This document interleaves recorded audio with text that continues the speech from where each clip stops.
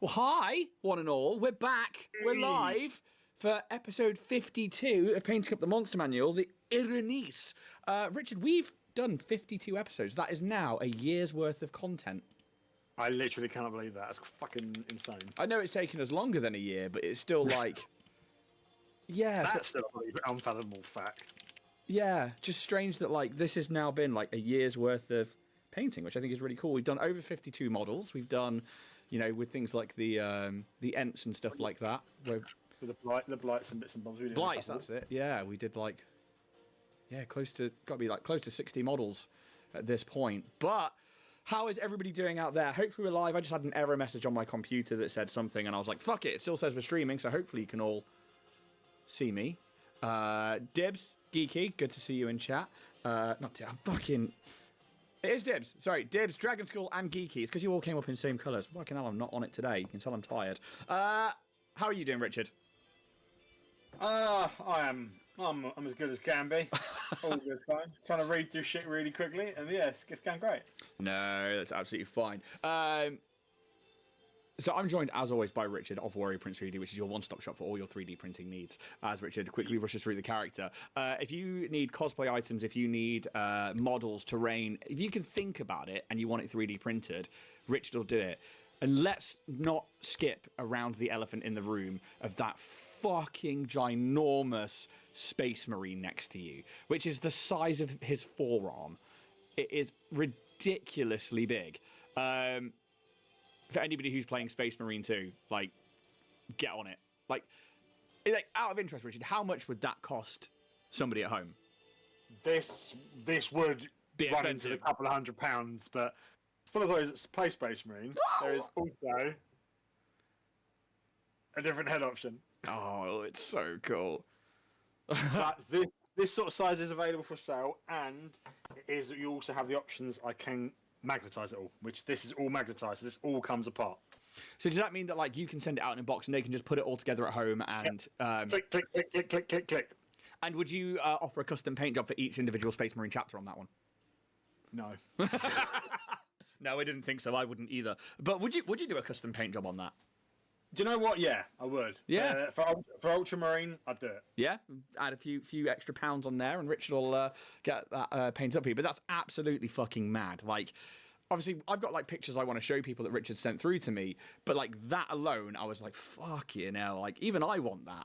It's fucking wild. But let's have a look at some of the things that Richard's got recently going on, because we've got a Scanlan here, which is just... So, yeah, the pictures I sent you, I thought, right, getting that to gift-giving season, so we've got some nice statues on show here. These aren't all necessarily new, but they are within the library and have been going for a little while. Scanlan is one of my favourite, and I do love the Scanlan's hand base.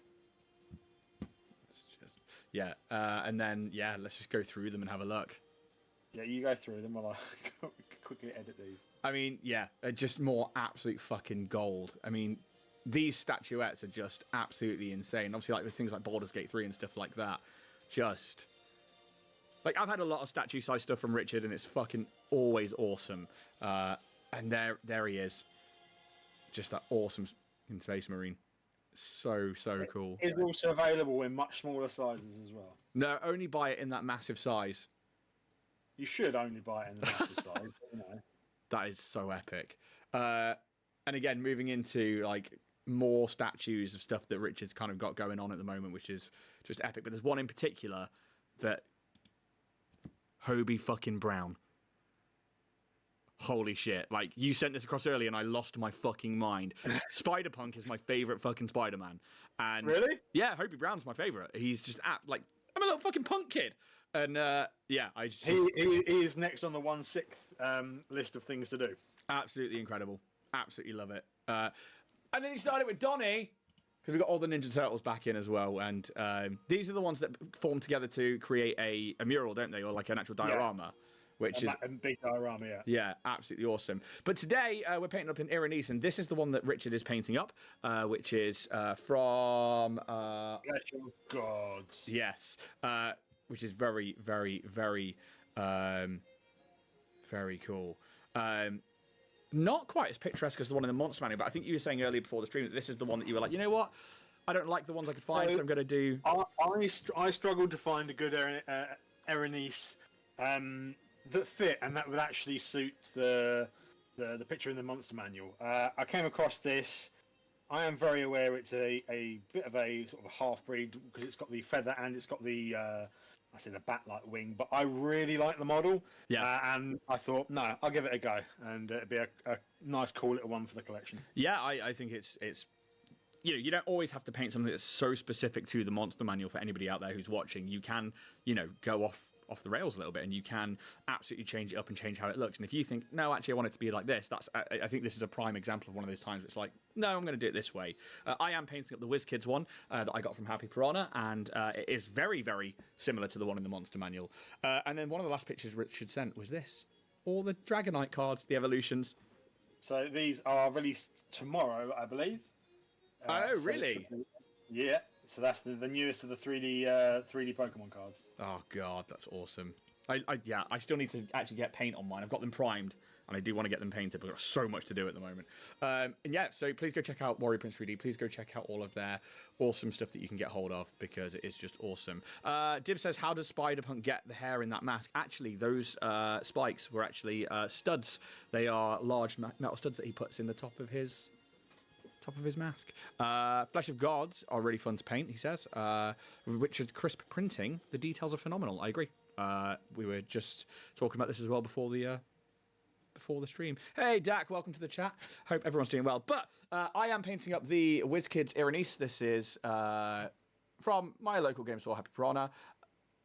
Primed it in black. That's all I've done, because our beautiful devil is actually all in pretty much black and red armor. So I'm just going to go solid black, and then I'm going to try and do a load of line work, and that's probably going to be about it. Richard, how have you approached yours? Because you've done something different this week. So I've done something. I wanted to do the red armor, but I like the red and black sort of going together. So what I've done is I have primed it in white, and then primed the armor in black, because I'm still going to try and use as much speed paint as I can as possible. And I am using Turbo Dork's Red Rum, and I'm going to dry brush onto the armor and see what sort of effect we can get. Yeah. You've got a question from Connor that says, hey, mate, how much is the pyramid head? Pyramid head? Yeah. I even forgot to put that one up. The default size, I think he's £50 for followers and customers. There you go. On Etsy, I know he's about £60 or £70.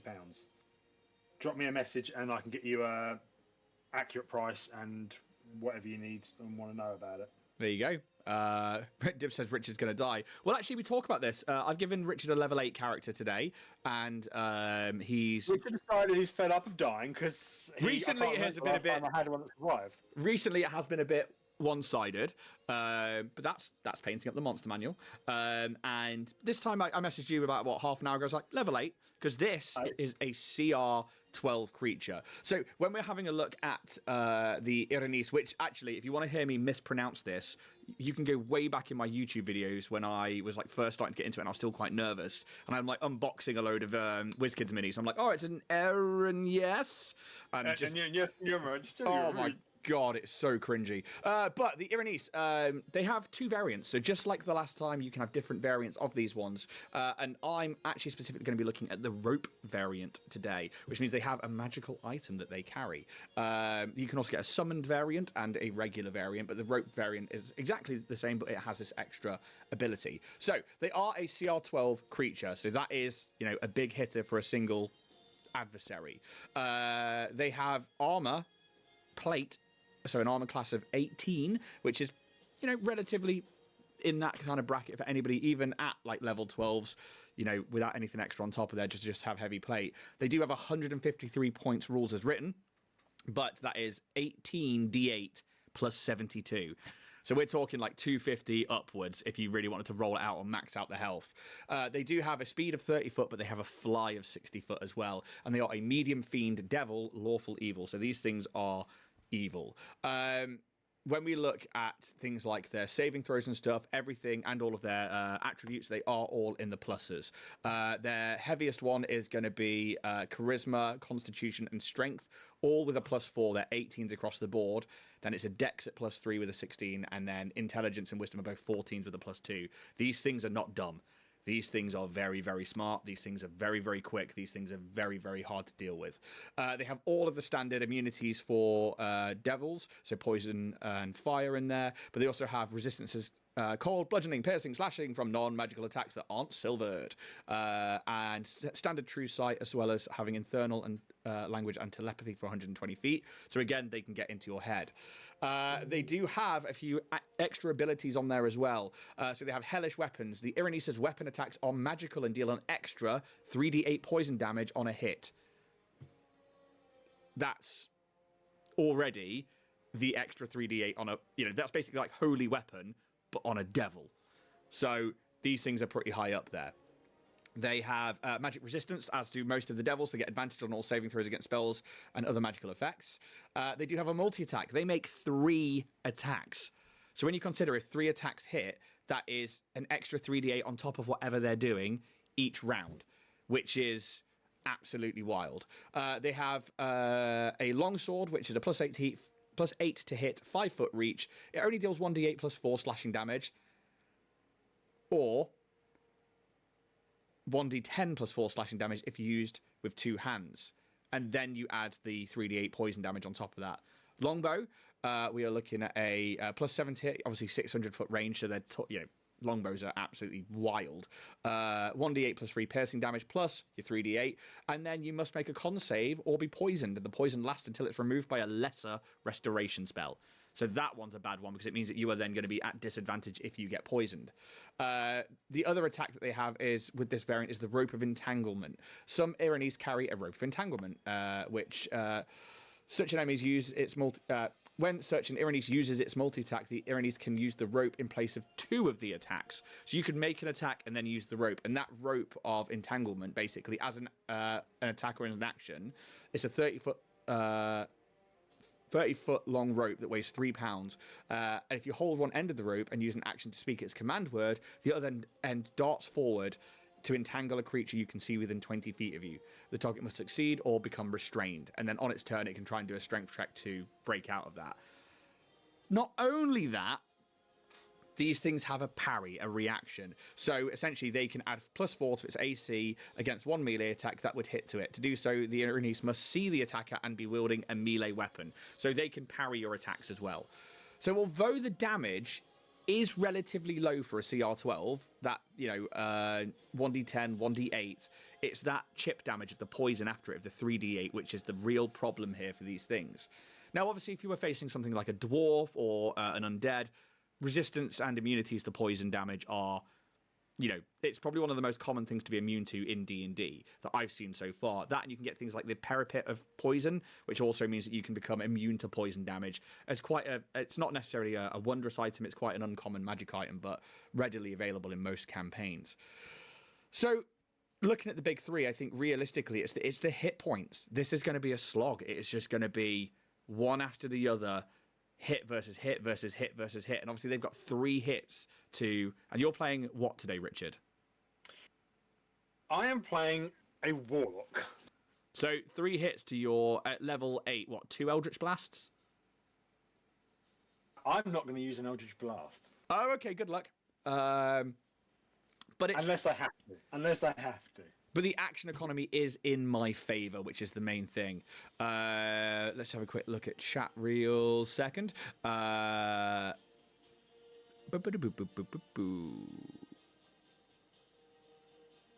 what is the red paint you're using, Richard, from the Geeky Phoenix? So I am using Turbo Dork Red Rum. Yeah, it is... It is the most awesome red I've ever found, the metallic red. Yep, same. If you want to see it on an actual model, on my Instagram, where I painted Jinx, I used that on her rocket base.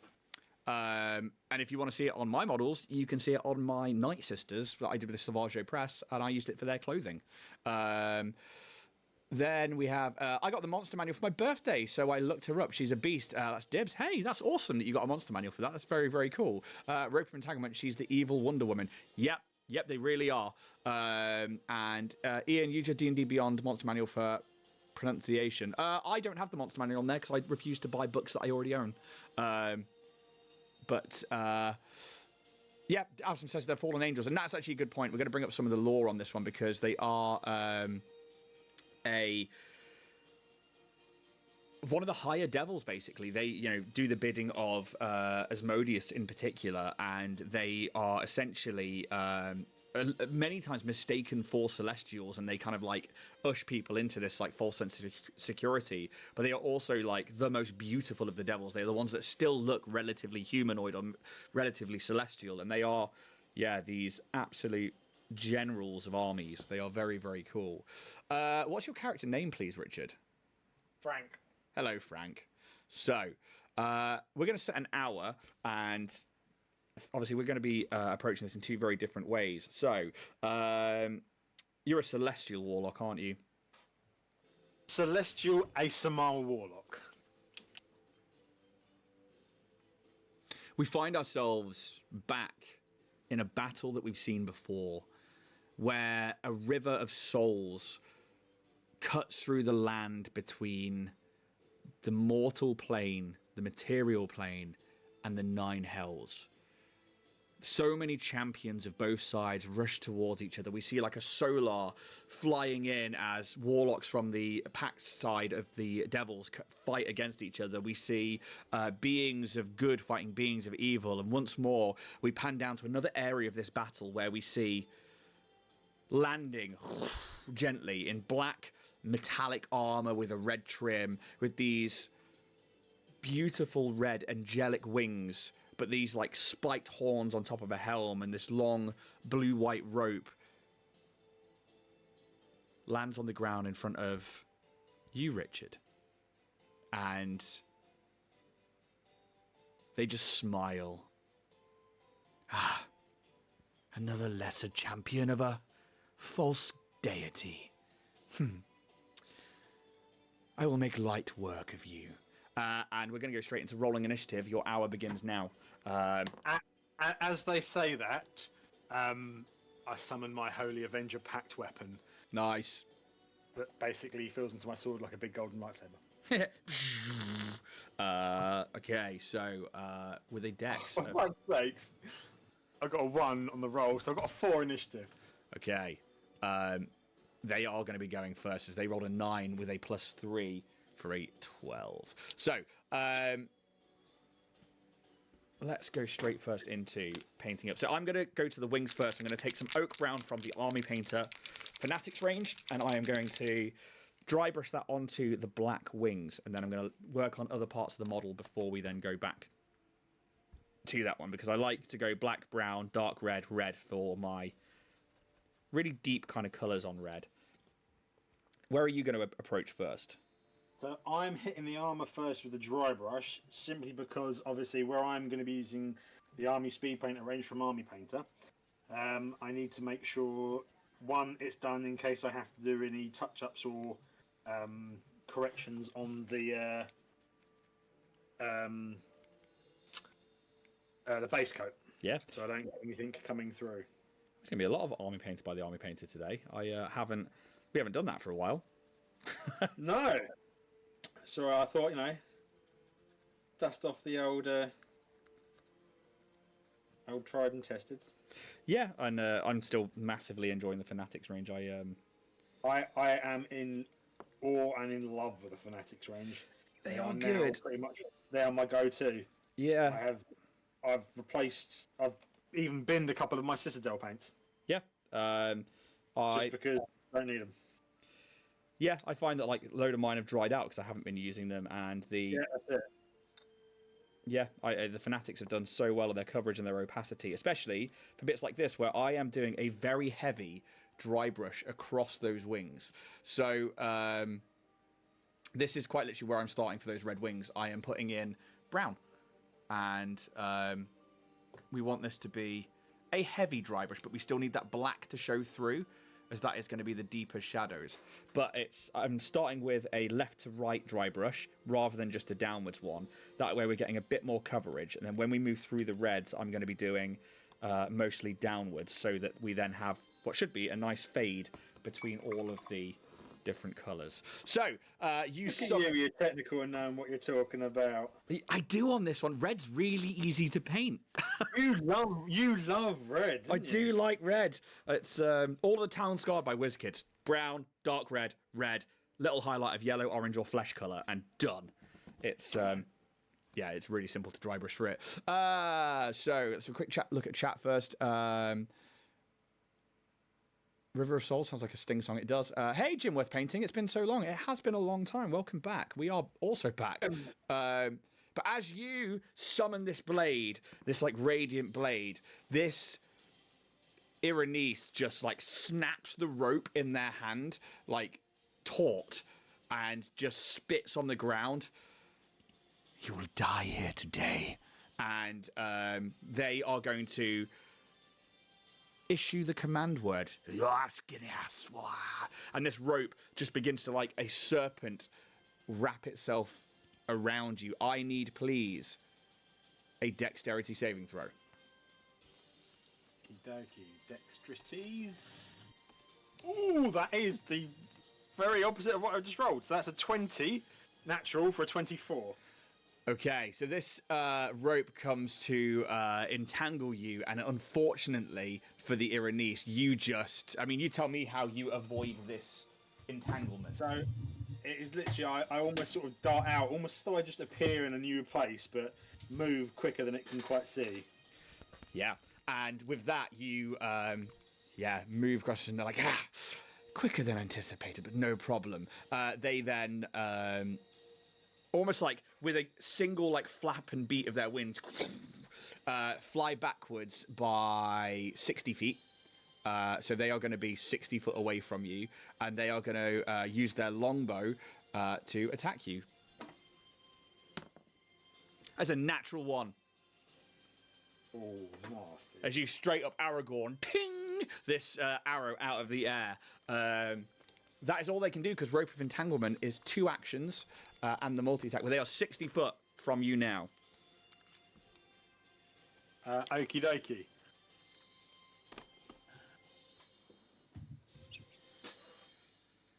What can I do?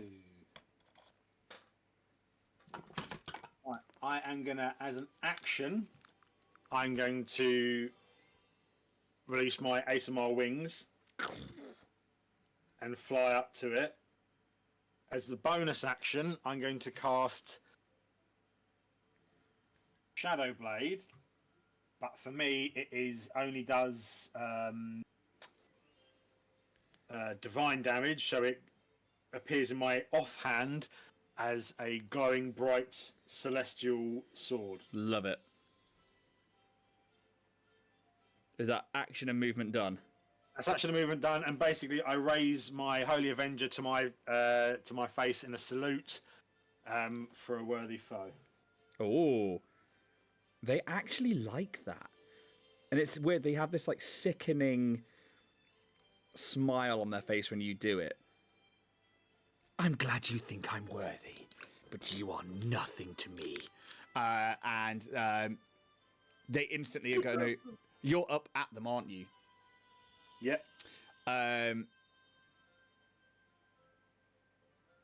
They are going to make a longsword attack against you.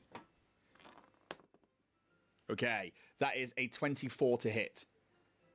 That hits. Okay, two-handed, they just, like, from bottom right to top left, try and slice across your body. That is going to be, to begin with, only 7 points of slashing damage. However, you are then also going to take nothing. 3d8, so 13 points of poison damage on top of that. Nope. You immune? Yep. Oh, nice. Periaptive poison. Yeah. And like they see that it doesn't take effect, and they are like, huh. They are going to fly straight up. Like, again, one beat of the wings, and it's into like falcon position, and they just like up through the sky. You may make an attack of opportunity. Okay. 26 to hit. Definitely hits. So that is 16 off the cusp. Okay, 16 off the cusp. Then a further 5 points of radiant damage.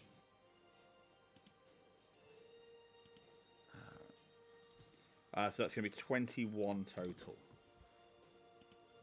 Yeah! But they fly up 60 feet, and then this rope somehow is very close to you again. I need you to make that dexterity saving throw, please.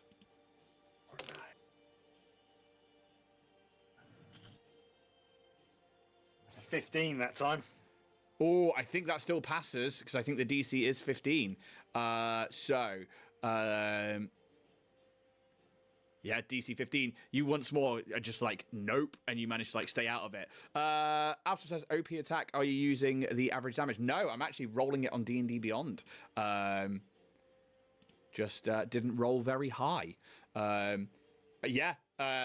You can see they are frustrated that you have seen this coming twice, and they do not like that one bit. But they are 60 foot up in the air, and it is your go.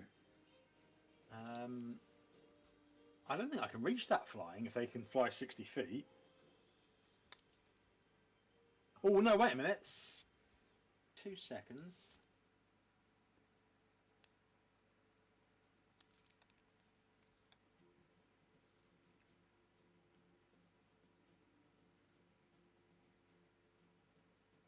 What was the...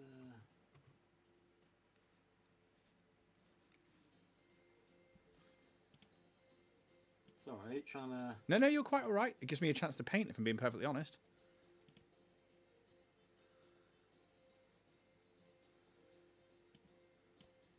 So I had a thing that reduces their speed to 0.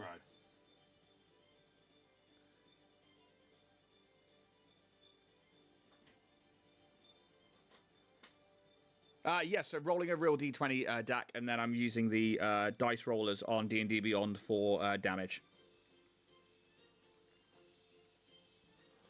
Right, yes. So when I hit it with my reaction, I reduce the speed of the target by 10 feet until my next turn. Okay, so that is 50 feet it moves away then. Straight up into the air.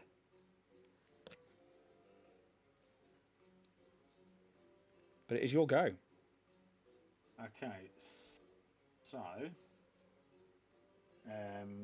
that means I am going to have to move towards it. How far can you move? 30 feet. Okay.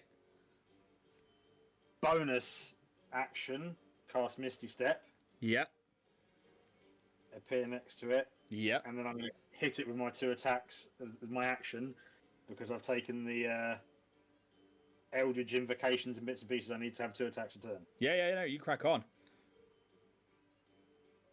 But that's going to have to be 2 main hand attacks, isn't it? Because I can't do the offhand because no bonus weapon. Correct.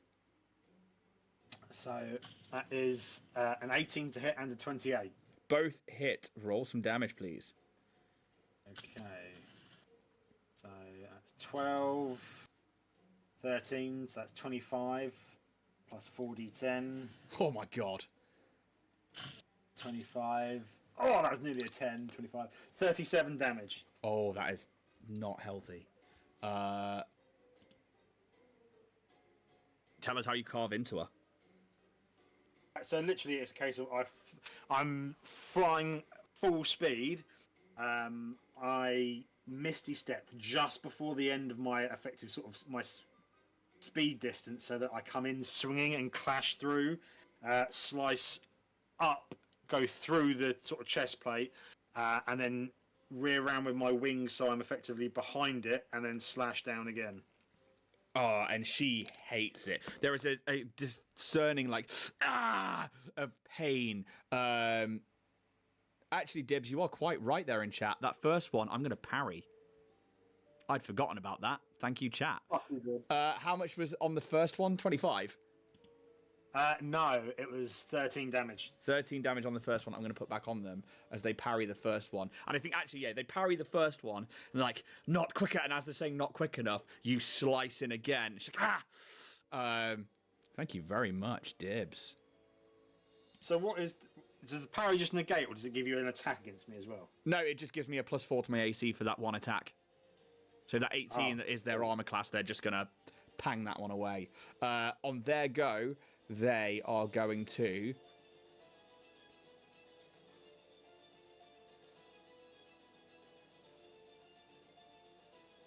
I wonder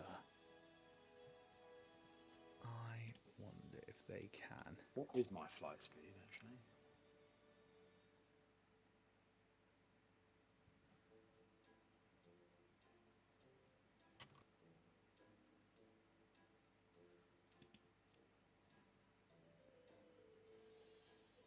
Absalom says, in 5th edition, can Erinyes be male or are they stuck in... They're male or female? Yeah, they are. It's written in like they can be these like beautiful, statuesque male or females.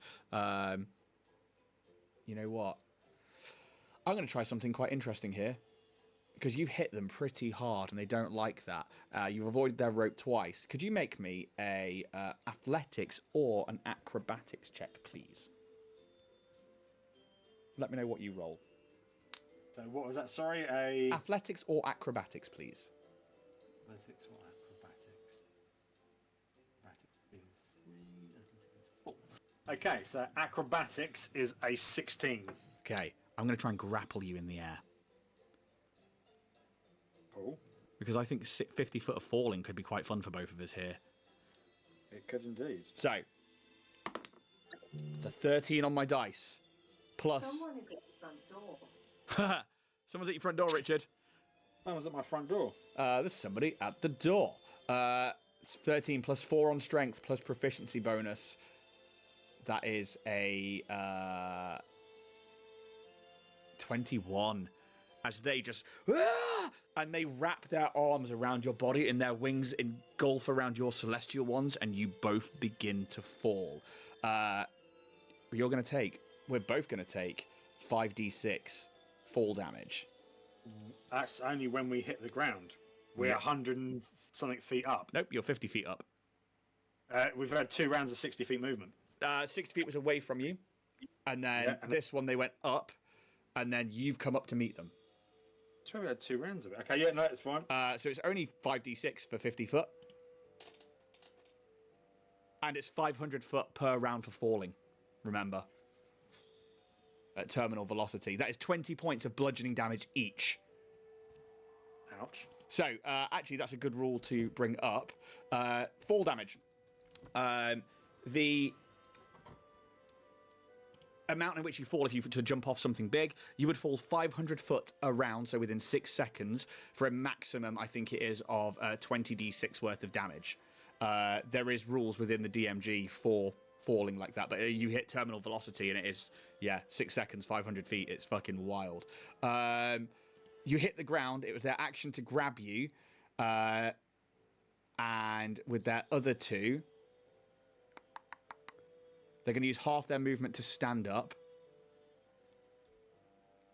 They then grab the other end of that rope and then command it to try and ensnare you again. Could you make a dexterity saving throw, please? Will it be at disadvantage because I'm on deck?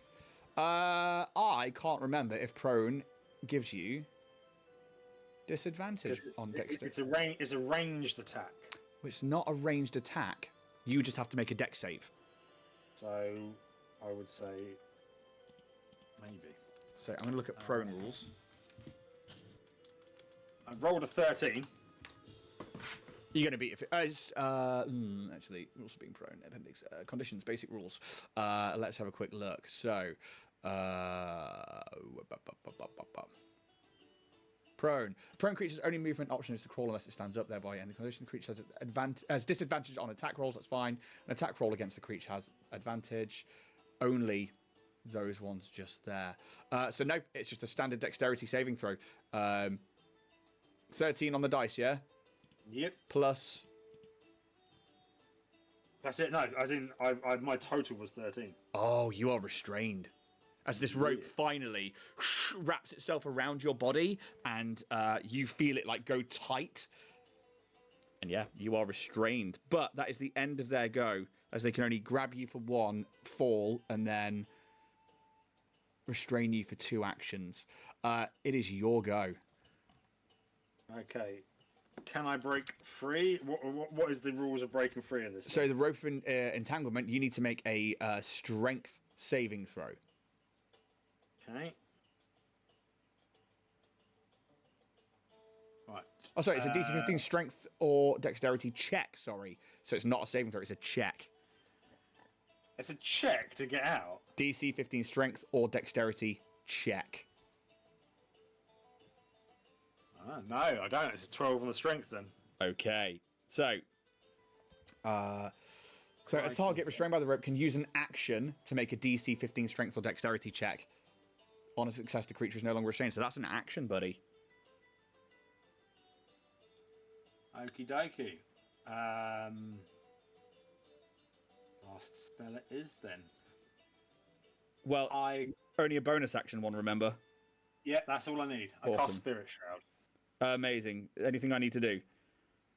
Give me 2 seconds. I'm just going to apply this while this is still wet, and then I can read what I need to do. So right now for me, how's your model going? I am currently just going around doing a basic red line on all of the armor trim. I'm actually really happy with it. I've done the armor, which looks pretty cool. I've just started on the bat-like wing, so I've decided to do like a... I was going to keep with the red wings on both sides to a degree. Obviously, the feathers are going to be a much more vibrant red. The bat side, I decided to do the webbing like a what is called dusk red. But then, obviously, the arms of a... I love the Tyrian navy on the speed paints. Oh, yeah, yeah. It suits quite nicely, and I've nutted my microphone. But yeah, just trying to make sure it blends nicely. Gets all those colours in there.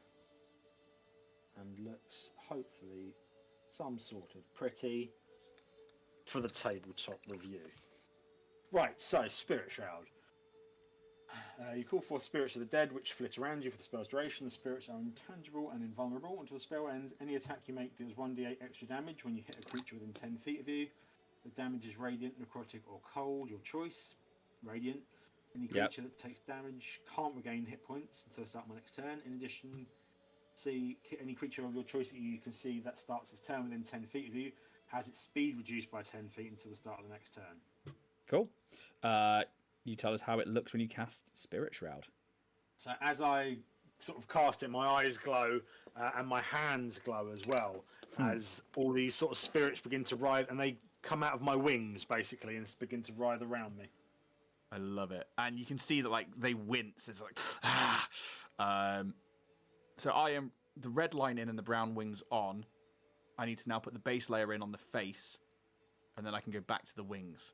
I don't know if you can see mine quite so well. Oh, I love it. That's very cool. I need to get a bit of bloody paper. I do. So, so is that on the first time on their go? Yeah, they need to make the save. Yeah. Okay, cool. That's fine. They have magic resistance anyway, so we're all good. Right, I do need the image. It's not a save. There's no damage. It's just a case of they are in that thing. Any creature choice its speed's reduced by 10. Is that it? No damage whatsoever. Just literally like no save, no. I do extra damage. I thought it was. They've changed it. It used to be a damaging spell. Yeah, this is because this is 2024, isn't it? Yeah. Yeah, exactly. Yeah, just start there, go. It's just reduce speed, and that's it. Sweet. So magic resistance doesn't come into effect there because there's no saving throw to be made. And there we are going to the top of my go. They are going to come down with the longsword 3 times on you now that you are restrained, which is all I've been after. So, first attack with advantage because you are prone and restrained. 9. Half my movement I will use to get a stand up. Sorry. Can I backtrack that? Yeah, absolutely. You are still restrained, so I get advantage on the I'm attack. still restrained, you still get the advantage, but it's just so you know I'm standing up. Yeah, absolutely fine. That is a 19 plus 8 for a 27. I'm assuming it's going to hit on the first one. That's going to hit. You're immune to the poison, so that's fine. That's 9 points of slashing damage. Next up is... Okay. Oh, it's a 2 and a 1 for the second attack. That misses. And the third attack is a 16 plus 8 for a 24. Which is another 1d10. That is 5 more points of slashing damage. I'm rolling really low on their damage. They then are going to... They're going to start flying back up into the air. Can they, with me still around with the rope? So they've got to hold the rope and hold me restrained. Yeah, they do. Yeah, you are quite right. Yeah, they're going to keep you restrained. And then they're not going anywhere. You are quite right. It's your go. Okay. Strength check to break free. Strength or dexterity check. Fucking dirty 20. Yeah, you just like flex and like manage to pull the ropes from around you as they go slack once more, and their eyes narrow towards you. That's an action to do so. How does with 2 attacks around? Can I still take 1 attack? Does it say that your second I don't attack? know. It's just 2 attacks around, isn't it? I don't know how it. So. Action. Because if it says second attack when you take the attack action, it's only if you take that attack action. But if you've got 2 attack actions per round, and it says 2 attack actions, then you get the second attack.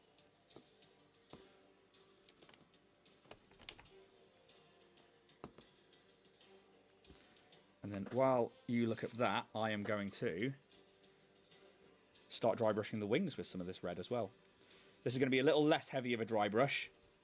And this is only going to be in the downward motion from the top.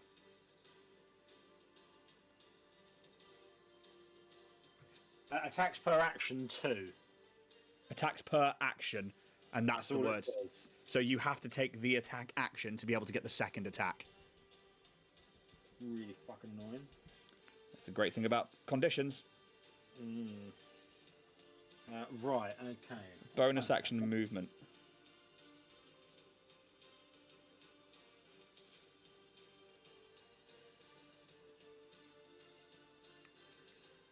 Okay, I'm going to Hexblade Curse the fucker. Yeah.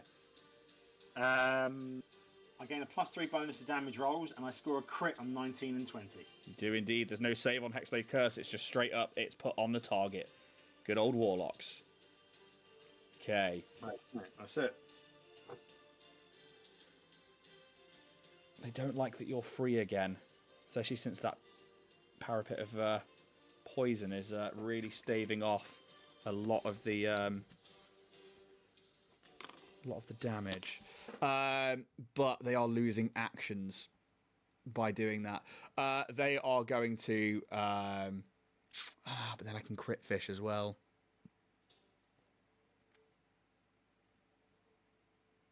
I spit it. Actually, I'll spit at its feet, and it'll be a case of pathetic. I expected more of one of your flight. Yeah, go on then. That'll give it 3 attacks. It's not going to try and restrain you on that one. First attack. You are no longer restrained and you are stood up, so it's flat roll. Ooh, 7 plus 8 for a... is that 15? Miss. Second attack. 12 plus 8 for a dirty 20. You just hit. Okay. That one's going to deal 14 points. There we go. Max damage of slashing damage. And then the last attack, as they are just screaming, wielding this blade towards you. I was so close to a nat 20, but it's an 8 plus 8 for a 16.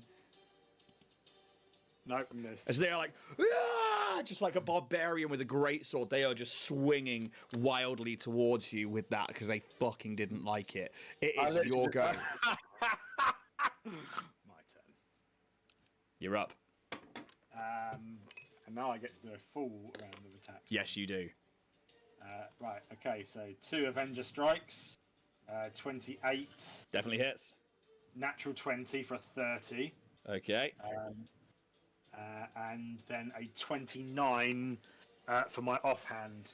So let's go with the first one, which was a standard hit. Standard hit.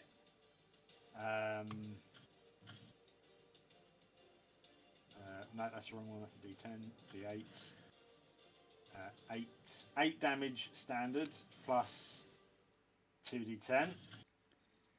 A further 8 radiant damage. So how much is that total? Sorry. So that's 16 damage. 16. It's your first. Then the crit, please. 2 seconds. Then I've got, because I'm in the Radiant Souls, they get an extra D8, so that's another 5 damage. Okay. Next, I think there should be more I should be adding for my Celestial, but I'm not going to bother. For the second hit, for the crit, is 28. So remember, max everything. Yeah, 28, 35, 43. 43 damage before I've even hit. Yep. And then 43, 45, 55, 55, now 55, 58, 68, roll that one, 68, 74 damage. Yeah. I mean, you can stop there. How do you destroy this creature that had 67 hit points? As I sort of take the blows and defend round, I'll actually, I don't need the 3 hits, do I? So just cinematically, I drop the glowing shadow blade in my offhand, and I King Arthur double barrel the hilt on the Holy Avenger and sort of swing through, and then do an overhand slash coming down straight through it. And there is just an otherworldly scream as on the plane of the 9 hells where this Erinyes is being killed. They know in this moment they have failed Asmodeus, and they know they are not coming back. As you... And their being just explodes in infernal fire. And yeah, that's where we will come out of this moment. Well done. That was cool. Yeah, that was very cool. I liked your build on that one. And it was nice to go more than 1 round without killing you. Yeah, it was one of those. It's been a while, so I thought, fuck it. No, I'm going to have a few magical items. Yeah, no, you help yourself on this one. I don't mind. So I'm actually going to come in on the face with a purple first. So I'm going to use that. It's quite a bright purple. I'm using that as the base tone to then put on a really pale skin on top of it. Okay. Because I would like to create like a different look on that. I'm trying to come in and I'm still trying to base layer a lot of like the red lines. I know we've only got half an hour left. So that answers my next question. Do you know what? I'm going to keep with speed paints. You saying about flesh and stuff, I was trying to wonder what to do with it. I thought, no, fuck it. I'm going to see what I can do with these speed paints. See how we get on with the hour. Listen to my son screaming at his PlayStation. I can't. We can't hear that. Sorry, that's good.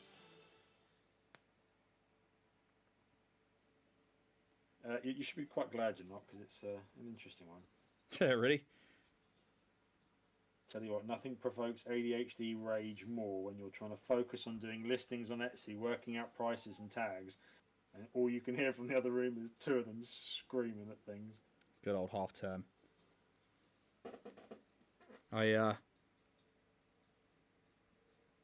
Yeah, usually I think I have to go play up in the bedroom, go play Fortnite. So it's just like, oh, okay, you can barely hear them anyway. But, yeah. So have you used an Erinyes before? No, I have not. No, they're pretty good. I've used Devils and other bits and pieces. I tend to be a bit more homebrew on some of the stuff I use like that, though. But they are quite a cool build, and, you know, a unit to have to fight is... Yeah, and I think that restrained, like the rope variant, I really like that, because obviously then you're adding... I do like that. That's quite fun. Yeah, and just like, again, just trying to get those conditions on there, and take away some of the action economy of the party. That is kind of the whole premise of having stuff like that. And the other one's fine, but it's just hack and slash. So, yeah. Have you started converting your D&D games to 2024 yet? It's working that way. We're finishing up ones we're doing, and then when we're restarting or starting anything anew, we're going 2024. Yeah. So our live show on Fridays, we're starting 2024, and I'm really looking forward to it. Jack picked up the DMG from Comic-Con for me, and I started reading that last night, and it's really good. I'm really liking a lot of the stuff that's in there. I quite like the alternate cover for the DMG. Yeah, they're all fantastic alt covers. They always are.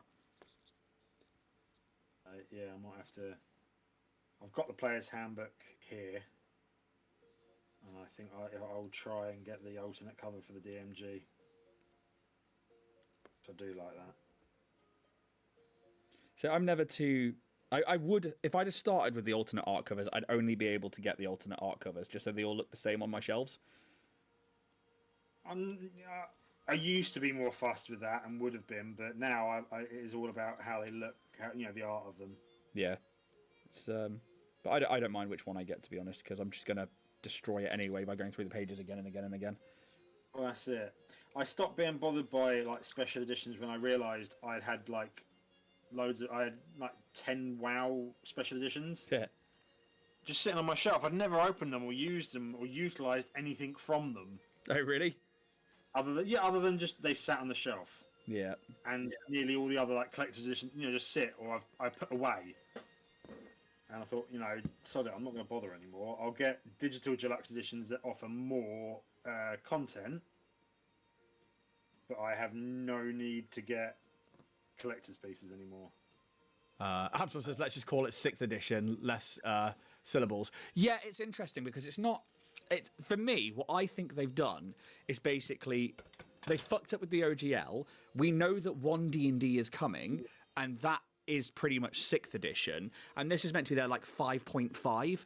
However, what I think they did is when they fucked up with the OGL and Paizo went, okay, well, we'll do 2E remaster so that we're well away from anything OGL. I think they saw some of the things that they'd done and went, oh shit, that's really good. And actually, when you read through the 2024 Player's Handbook and the DMG, it's fucking Pathfinder 2E. And I'm like, that's fucking hilarious. That's genuinely funny.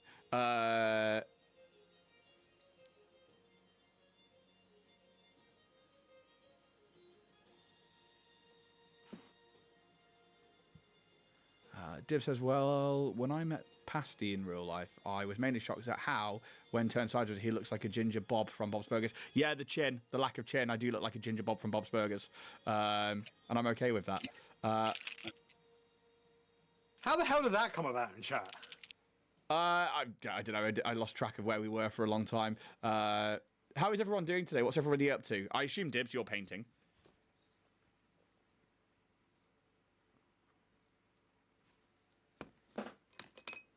I took these glasses off. I need to put them back on now for the... I tell you what, the one problem, and watch out with doing speed paints, because I'm using multiple colours in one little, one little poppet thing. I've got one of my kids' poppet toys I've nicked. Yep. Some of the dark ones, they look the same when you just look down and it's a dark colour. You can't really distinguish between the bloody bits and pieces. So, Turbodoc actually released a white one, and we actually had it on badges for a while. And Dave started using a Spider-Man one, and because it was red, when he put other colours into it, they all just started looking black. Yeah. And, yeah, it's interesting. Right, so I've finally base layered up. This is... I'm using white on the rope because I'm going to use a blue contrast paint on there in a bit, just to kind of give it that magic look. We've got the base layer for the eyes, the skin, and the rest of it in. I now need to go around and highlight the fuck out of everything. So here we go. You got 22 minutes. How are you getting on? I can get my flip. Oh, look at that. It's very cool. I like the black stems on the like the bony parts of the wings. Very vampiric. Aren't Not 20... I'll get a better thing. I'll make a. So Dak says, aren't 2024 and 1D&D the same? They just changed the working name, or do you have info I don't? I thought they were two separate things. No, they're the same. Are they the same? Oh, okay. Fair enough. Yeah, I saw that joke this morning, Dibs. I'm pretty sure they are. It's the new edition they're coming out with. Ooh, I want to look that up. Might be worth a little look-see.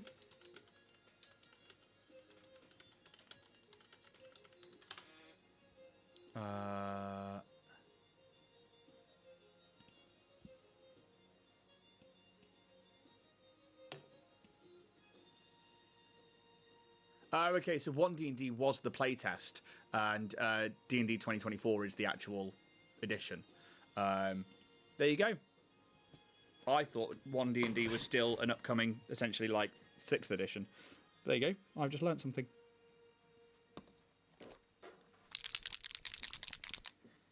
Right. I'm going to take a little bit of gold, and we're going to start going over some of the weapon trim.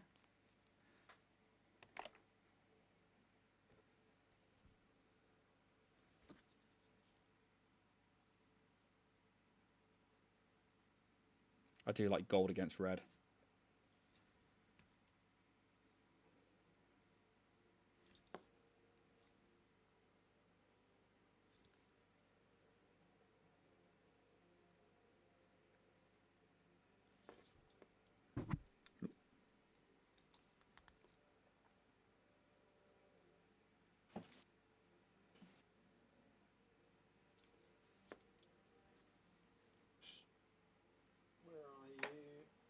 Where are you? Yeah, where are you?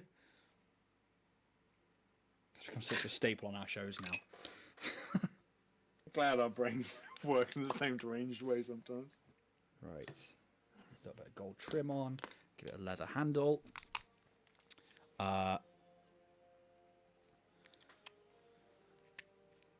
What's everybody else up to? Are we all working? Or we've got a day off? Are we enjoying the autumn weather? Are we all ready for some Halloween?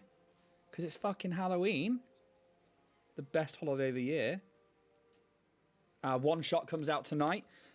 James is taking us through Death House Revamped, Revisited. And we recorded it the other day, and it was a fucking right laugh. I got to the point where I laughed so hard I had to leave the camera area and like the shot, and I had to just lay on the floor and hold my kidneys. That good, was it? I genuinely couldn't fucking breathe, and it just hurt. And then it happened again at the end, and I just didn't know what to fucking do with my life. Right, let's grab some extra bright red now and start coming down over the rest of those wings. Do they have like red eyes or anything? So the image I've seen, they have got like a blood red, like vampiric iris. So that's what I'm going to attempt to do. And once more, I'm coming in a downwards motion only over the very tops of those wings.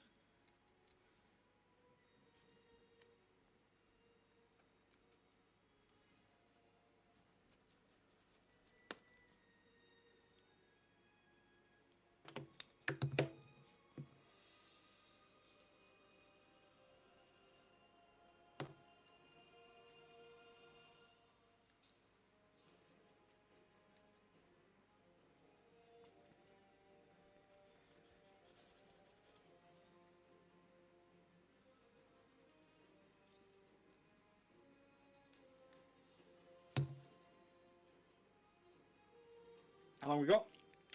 18 minutes. Fucking A. I think I'll be done by then, provided that white dries and I can get the contrast paint on there. But now I need to go around and do so much highlighting, it's unreal.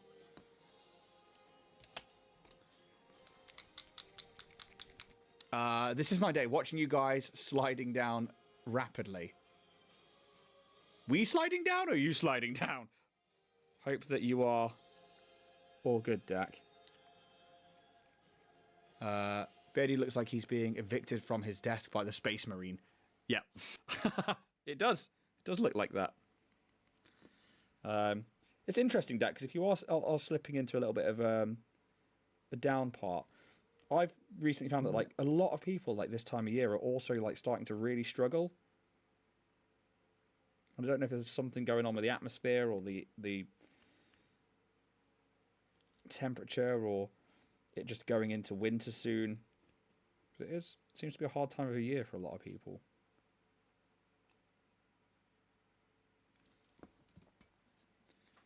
Yeah, I'm very sorry to hear that, Dak. Very, very sorry to hear that. It's yeah, never easy.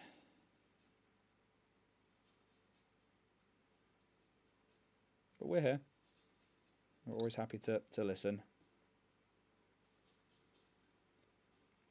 I'm looking forward to Halloween this evening. Going to put on the one-shot video, and then I'm going to go out with the wife and kids.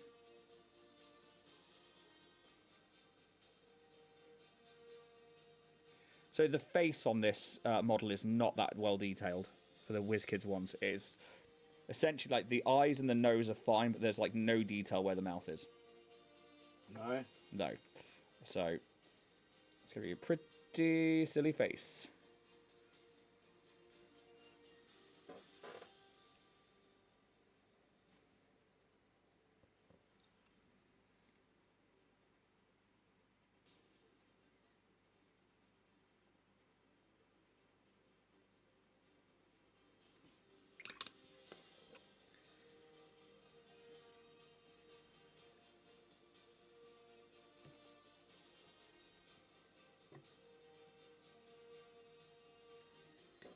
Okay.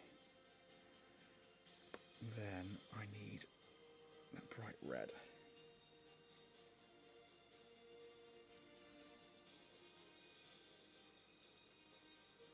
And again, with the highlights, I'm just finding the top edges of those armor trims, and I'm just going to start adding the red to those areas, not the full line.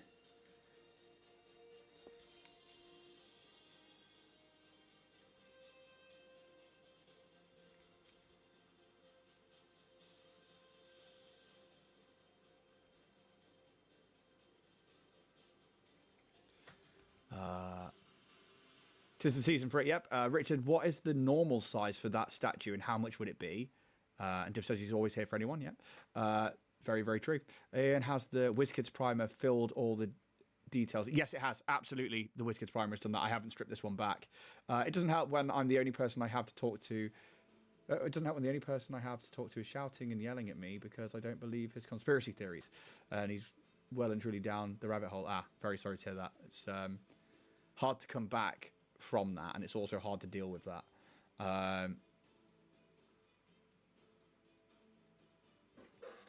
We are here, even if it's a case of drop us one of us a private message. Yeah, just, you know, even if it's just a vent, if you're like, cool, you know, absolutely fine. As for the price of the Space Marine, it will depend on the size. There's no standard size because it's a case of I can scale it up and down. It is its default size is 1/12, but drop me a message and I can get back to you privately and let you know how much. There you go. That answers that hopefully for people. Because it's one of those things that I know the size of it. So if you, for instance, wanted it at exactly 18 centimeters tall, I can accommodate for that. So better if I know what you want first.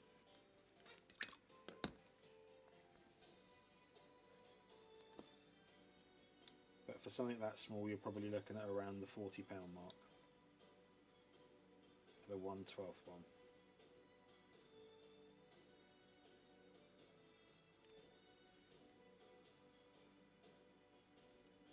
Okay. So now we're starting to get those highlights on there.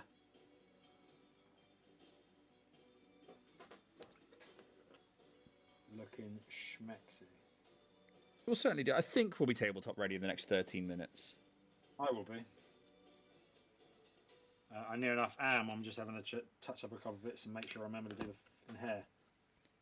Because the other thing I want to do is then take a little white line and put it on every piece of armor. Like a reflection glow. As a reflection glow, because you want to be fancy. Well, just because I haven't touched the armor or done anything with it other than put this red trim on it.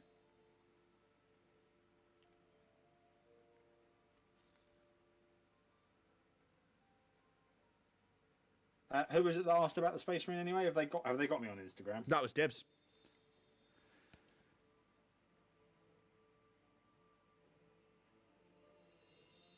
Would the price include both heads? Yes, always does. Dibs then says, if you want a model from Richard, but it wasn't, but want it painted, if he doesn't have time, I do, and I'm cheap. There you go, Dibs. Anybody who needs a model painted or commissioned, they can find the Nerd Haller workshop. Check out his awesome Joker he's painted, because that is awesome. And I was fucking amazed by that, because I love that model, and he's done a fucking awesome job of it. Yeah, it was pretty cool. I've already just seen it just before we went live.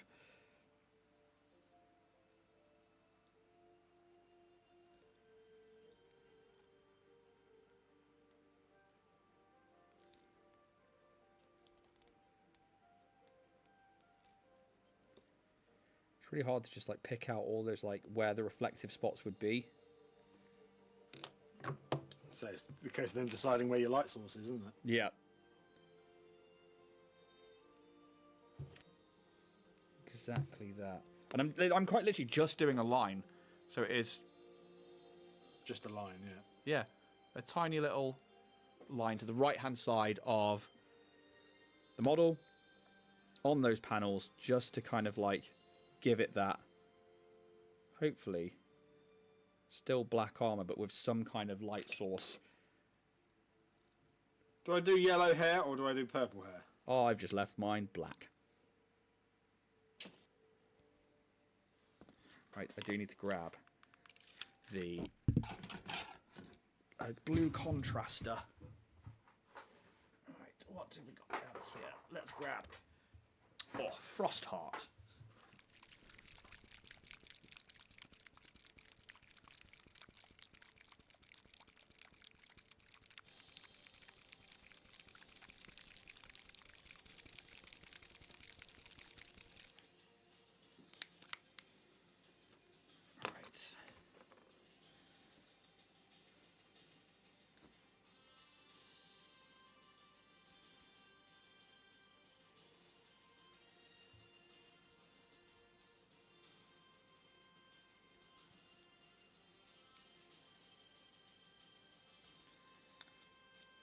Rush around trying to speed paint now and hope that the white is dry enough that it's not going to run everywhere as I bring on a contrast paint.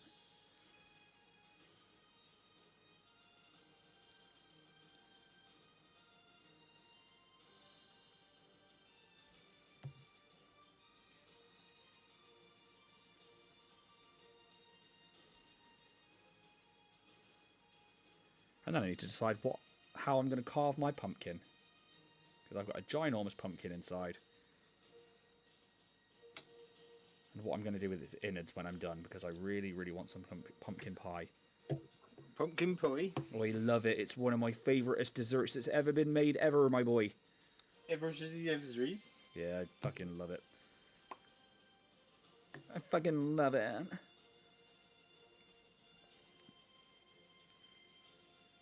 Sometimes Agrax Share Strain is like really dark, and then when you want it to darken something, it's like, no, Light as fuck. It's like tiny bit lighter. Ah, I fucking loathe it for that.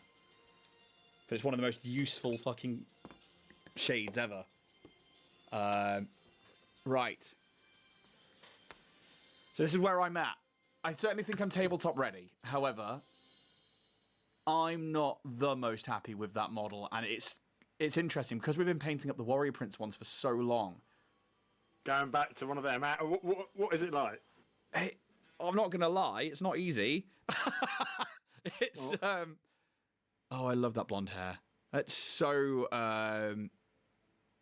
Soul Reaver, like old Blood Omen. Really like that. That's very awesome, dude. I'm looking forward to getting good pictures of it. I'm gonna go grab some orange now, and I'm gonna start highlighting up the armor with some flickering orange. So what I do, this is where I put like the points onto the armor, and this is where I use a slightly brighter color just outside of the red spectrum.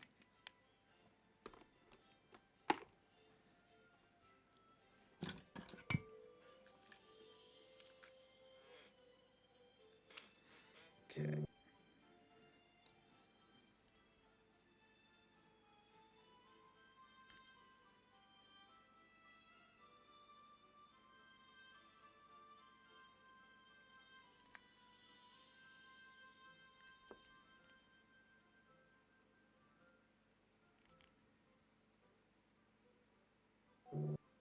Ba-doop.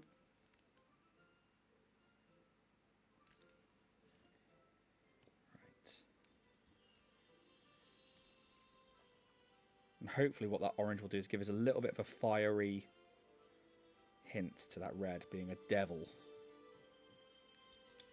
I'm specifically focusing on high points and corners and top lines.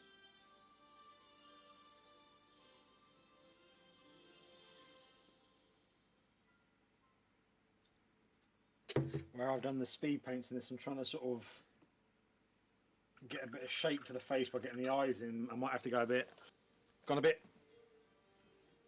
the black in first to then sort of form it, almost, and to add a slight bit of shadow to it. It may be slightly over exaggerated, but if it works, is always the big if.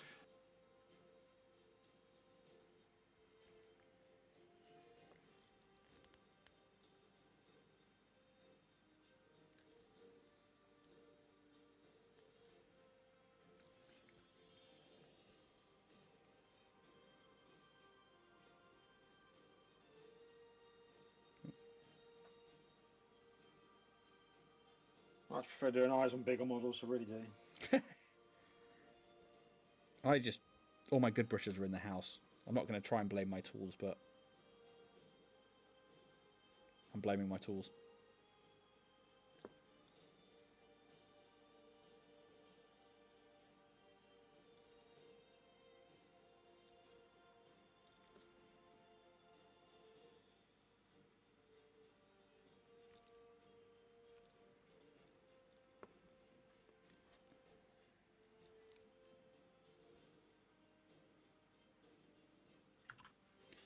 It's going to take it right down to the line. We've only got 5 minutes left.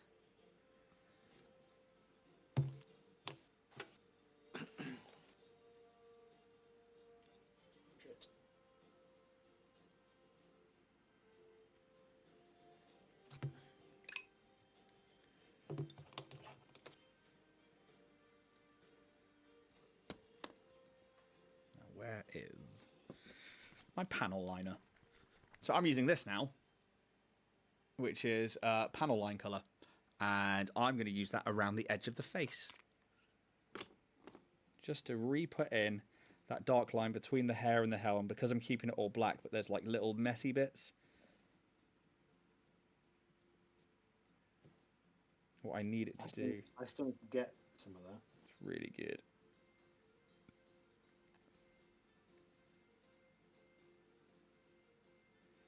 But you can just drop it in and it just fills those lines. And it soaks right in and it just follows it. It doesn't like run.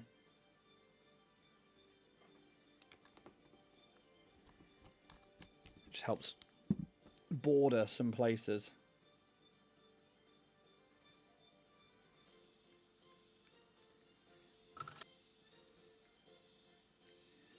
Okay.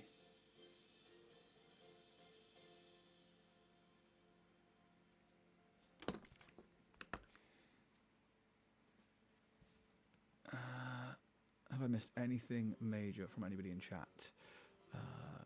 It's not, I like that the community is all chatting with each other there. It's very nice to see. The kids are waiting for me to come start carving pumpkins. Yeah, I'll be there. I did a load of WizKids for commission and they were shy. Yeah.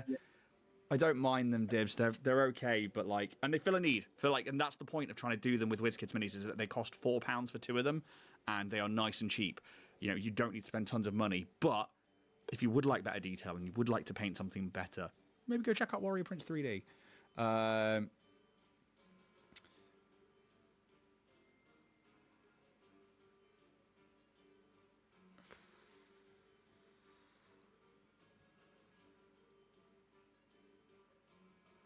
Yeah. Oh, look at that. Chris is looking to set up some online games if and Absalom says he could be interested. That's awesome. I always love to see people putting on games and such. Okay, I need to grab a little bit more red just to tidy up a line in there on that blade.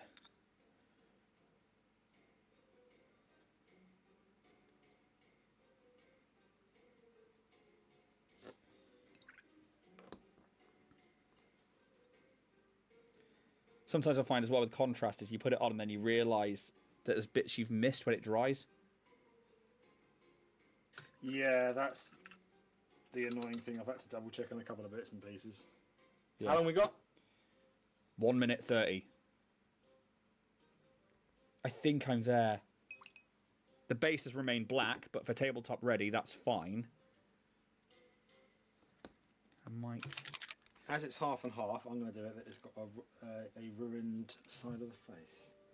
Ooh. I'm going to mix a little bit of red and orange together to create a very yellowy orange red, I guess is the colour, or a dark orange, burnt orange. And I'm just going to try and hit the tops, very, very, very, very tops of those wings. I don't want this to interact with the armour, though. I don't want it to be taking away from the orange spots on there, which is why I haven't just straight up done orange on the wings as well.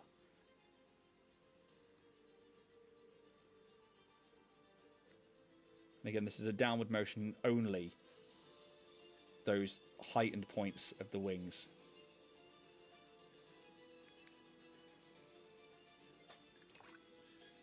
For crying out loud, I've just put my paintbrush in my bloody Coke glass. I mean, oh no. Oh no, I've never done that before. I'd still drink it. I think if I'd have stripped back this mini away from the WizKids primer and then primed it separately, because obviously I put primer on top of this WizKids primer, the detail on this could be really good. Because I can see like there's buckles on the shoes and stuff like that and on the boots that I would really like to paint, but I just can only... I'm wearing magnification glasses and I can only just see it. Brushes down, Richard. Do you think you are tabletop ready? I am. I've literally just got to black the base. So I also think I am tabletop ready, and because I left the base black, I think because they're in a flying position, I'm okay with that. So mine is this right here. We have that black armor still in play with little bits of white. We have the only skin on show is the face, and then the wings we've tried to come in with that brown from the black all the way to a red at the top to give it at least some kind of like this dull fade to it. And again, make it look hopefully like the wings have light coming in from the top. A little bit of detail on the helm with the orange and the red. But for tabletop ready within the hour, especially with the combat, and for what I think should be the detail on this, which isn't showing, I'm okay with that. I definitely think I could do better, but for a WizKids mini, I think that's okay. How is yours looking? Because last time I saw it looked fucking awesome. Come back a little bit. There. Ah, look at that black eye as well. I love the horns. And the gold on that axe.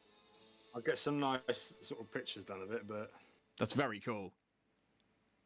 I might try and fill that eye in, but I will black the base and then get some pictures, but... Yeah. Speed paints, I'm learning to love them a little bit more. Good, good, because I don't have any speed paints. I've got a couple of contrasts, but that's about it. So I'm still all in on the Fanatics range and the AK Interactive range. For me, those two sets of paints are just a godsend. And they work well with each other, which is the main thing. So, like, obviously, we've got the... I've got the basic set of Fanatics, and what's quite nice is I used... this, which is a burnt red from the AK Interactive, just to give me that extra deep dark red. And yeah, it's almost like they're from the exact same paint range. They are so good with each other, and their opacity is really strong. But that's the Erinyes. Hopefully, everyone had a good time and everyone learnt something, or just had fun being part of the community again. It's nice to be back doing this on a regular basis. We will be back I do believe next week. I'm going to double check my calendar. Yes, that should be fine. What have we got next week? I think it's the Horn Devil. Yeah. We've got a Horn Devil next. This is a big beastie, and Oh no, we are not here next week. I've got a I can't remember what I've got, either an injection or a doctor's appointment next week. that's right. You don't have to tell us. That's fine. Tell us all of your Tell me all of your medical history. That's it. So unfortunately, I am not here. Yeah. Okay, cool. That's fine. So we're going to take a break next week, and then the week after, which is the 14th, we'll be live for painting up the Monster Manual. But also, on the 14th, we have Bloodpunk, which is a gore horror-themed D&D campaign starts, run by Jack, who's one of our Starfinder cast, sponsored by Warrior Prince 3D. That show starts 7 o'clock, 14th of November. Check out our one-shot tonight. It's Death House Revamped Revisited. This is, again, a gore horror one-shot set in the Death House of Curse of Strahd, and I had a fucking blast being a player in that. It's a really, really good show. Please come and watch that tonight. Then that will come out on YouTube in 2 parts over the next couple of days. Also, tomorrow is the next release of the Resident Evil playthrough that we're doing. And if you're about tomorrow and you're in Truro, Cornwall, or can get to Truro, Cornwall, come watch us do a live show at Happy Piranha Cafe. We are quite literally playing D&D. We're starting a D&D campaign. We're playing it live on stage. We are going to try and record it for podcast, but we won't be able to record for visuals because consent and whatnot. Guys, thank you so much. We're going to disappear and go chat away from chat, I'm afraid. But thank you so much for coming and taking part. We absolutely love you. Well, I love you. Richard, I think, likes you. You're all right, he says.